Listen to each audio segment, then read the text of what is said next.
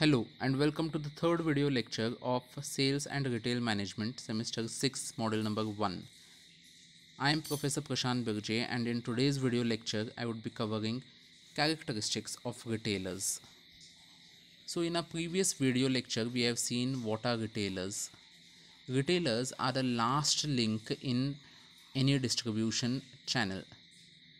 They perform certain functions and they have certain characteristics. In today's video lecture, we shall be seeing what are these characteristics. So, before going into detail about what characteristics these possess, we shall see what are retailers. Retailers are any intermediary who are in direct link with the final consumers, that is, who sell the product to the final consumers. So, what are their characteristics? I've listed down certain characteristics of retailers. The first one says that a retailer is the link between the wholesaler and the ultimate consumer. Here, the wholesaler, that is the person who purchases in a bulk and then gives it to the retailer. The retailer then sells it to the ultimate, that is the final consumer, for their own, that is personal and non-business use. That is, when the consumer purchases from the retailer, he uses it for himself and not to resell the product. So retailers are basically a link between the wholesaler as well as the ultimate consumer. So they come in between wholesaler and the ultimate consumer. He is the last intermediary in the distribution channel. Why last intermediary? Is because they sell directly to the final consumers. The second point says that, or second characteristic, a retailer buys goods from the wholesaler in bulk and resells them to consumers in small quantities. You might have seen when you go to a kirana shop, or the kirana shop person owner is a retailer. He purchases in bulk from the wholesaler, that is, he purchases maybe 100 kgs, 50 kgs from the wholesaler and sells you in smaller quantities of half kg, 1 kg, 2 kgs and so on, or maybe even lesser quantities. So he purchases in bulk huge quantity from the wholesaler and gives you in small, that is to the consumers in small quantities.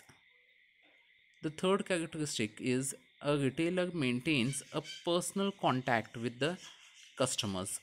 There is lot of personal contact with the customers. That is why retailers know the pulse of the customers. They know they get the feedback from the customers, and this feedback is very vital. So for from the point of view of the company, and hence the feedback way from the customers flow from the retailer to the wholesaler and then to the company. They are in personal contact with the customers. They know the customers personally, and hence they develop lot of relationship marketing with them. The next characteristic is that a retailer makes sufficient shop display of his merchandise to attract customers. In order to attract customers, the retailer has sufficient shop display. That is, he has sufficient area in his shop to have shelves where he can display the items for sales.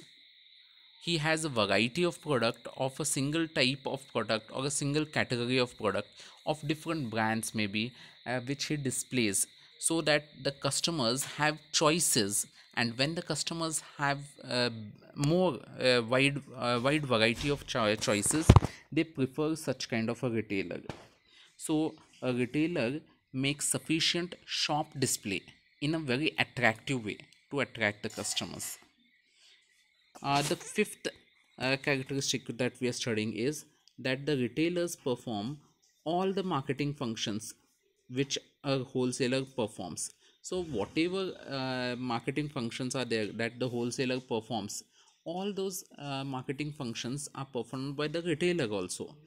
But in addition to that, the more emphasis or the importance is given to advertisement of product. You might have seen when you visit certain retailers, that they advertise certain products, especially the new ones that have entered into the market.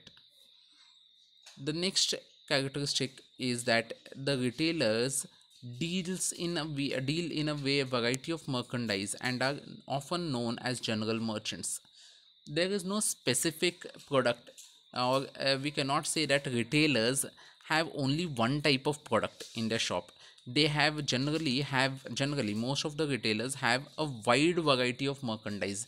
You may have food items, you may have clothing, you may have medicines also, you may have certain vegetables, you may have lot of different variety of merchandise in with the retailer, and hence they are also known as general merchants. For example, you might have visited DMart. You might have see various different categories, including some furnitures also might be sold there. So these are that is why they are known as general merchants, not specialized merchants.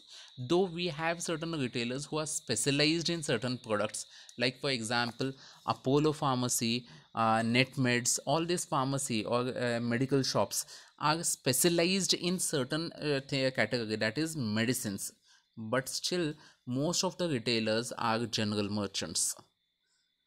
Next point says that usually retailers are classified into two major categories or groups, that is unorganized retailers and organized retailers. We see different types of retailers. The If you go to a vegetable market in Belgaum itself, this market, you see lot of unorganized retailers who are selling vegetable on the side of the street. So you get hawkers who are selling lot of things. So what happens is these are unorganized retailers. In India, unorganized retail contributes a huge portion of retail sector, though in recent times the organized sector or the organized retailing is increasing.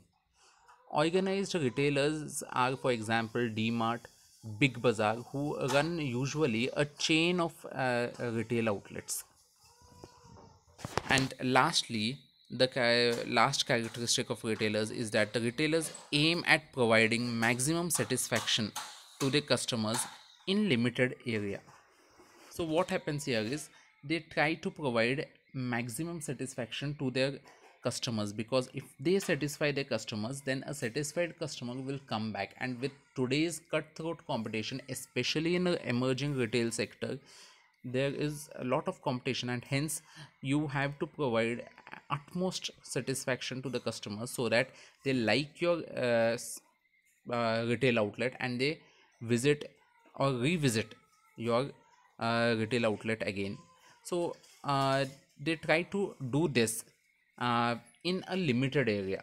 They have a limited area, not with respect to the square feet of the this I'm talking, not the floor space I'm talking about the reach of the retail outlet. For example, a kirana shop located in, say, Tilakwadi in Belgaum, what are the customers who come to that shop are of the surrounding locality itself. So only that those locality people would be visiting that kirana shop. People from Hubli, Dharwad will not be visiting that shop. Though electronic channels like selling on internet is helping to break this barrier and make the entire world into a small shop. So this is possible through internet. We shall see e-commerce and how we can use internet to expand our retail business in the coming models. So with this we end today's lecture. I hope you have understood today's lecture. If you have any difficulties, you can always contact us.